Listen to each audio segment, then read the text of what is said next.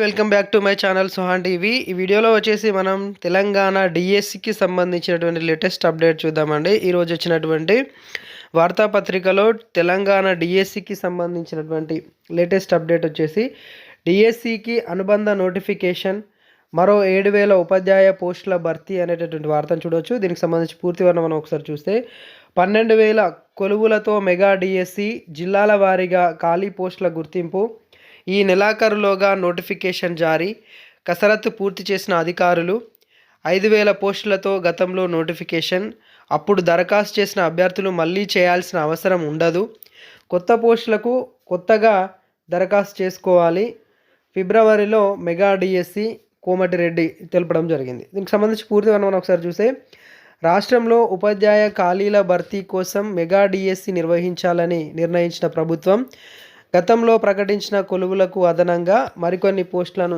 చేర్చనుంది. ఇందుకోసం అనుబంధ నోటిఫికేషన్ జారీ చేయాలని నిర్ణయించినట్లు సమాచారం. ఈ నెలాఖరులోగా ఈ నోటిఫికేషన్ జారీ చేసేందుకు వీలుగా అధికారులు కసరత్తు పూర్తి చేశారు. ప్రభుత్వం అనుమతించిన వెంటనే ఈ ప్రక్రియ చేపట్టాలని భావిస్తున్నారు. ఈ మేరకు ఆయా జిల్లాల వారీగా ఖాళీగా ఉన్నటువంటి ఉపాధ్యాయ పోస్టులపై విద్యాశాఖ అధికారులు ఇప్పటికే ప్రభుత్వానికి నివేదిక సమర్పించినట్లు సమాచారం. రాష్ట్రంలో 5,089 టీచర్ పోస్టుల భర్తీ కోసం గత ప్రభుత్వం నోటిఫికేషన్ జారీ చేసిన విషయం తెలిసిందే. కాగా వీటికి అదనంగా మరో 7,000 దాకా పోస్టులను చేర్చి మొత్తం సుమారు 12,000 పోస్టులతో మెగా డిఎస్సి నిర్వహించనున్నట్లు తెలుస్తోంది. కాగా గత ప్రభుత్వం జారీ చేసిన నోటిఫికేషన్తో టీచర్ పోస్టుల కోసం రాష్ట్ర వ్యాప్తంగా మొత్తం 1,77,502 మంది అభ్యర్థులు దరఖాస్తు చేసుకున్నారు. ఆ పోస్టులకు సంబంధించి గత ఏడాది నవంబర్ 20 నుంచి 30వ తేదీ వరకు పరీక్షలు నిర్వహించాల్సి ఉంది. అయితే అసెంబ్లీ ఎన్నికల షెడ్యూల్ రావడంతో పరీక్షలను వాయిదా వేశారు. వాటిని మళ్ళీ ఎప్పుడు నిర్వహించే అంశాన్ని ప్రకటించలేదు.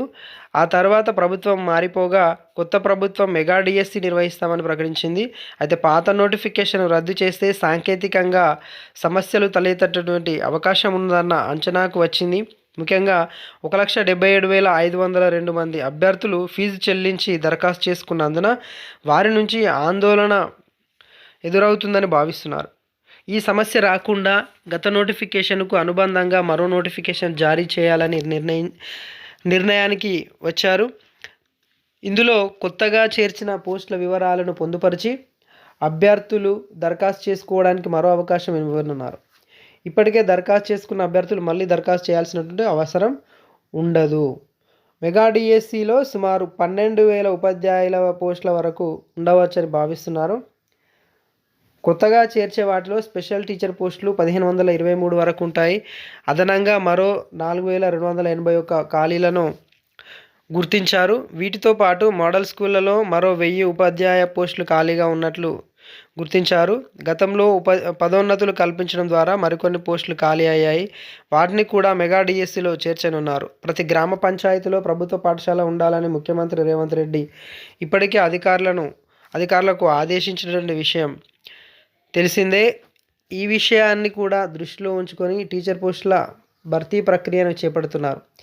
ప్రస్తుతం రాష్ట్రంలో కొన్ని పాఠశాలల్లో విద్యార్థుల సంఖ్య ఎక్కువగా లేదు. అయినప్పటికీ ఇలాంటి పాఠశాలల్లో ఉపాధ్యాయుల పోస్టులను ఉంచాలని ప్రభుత్వం నిర్ణయించింది.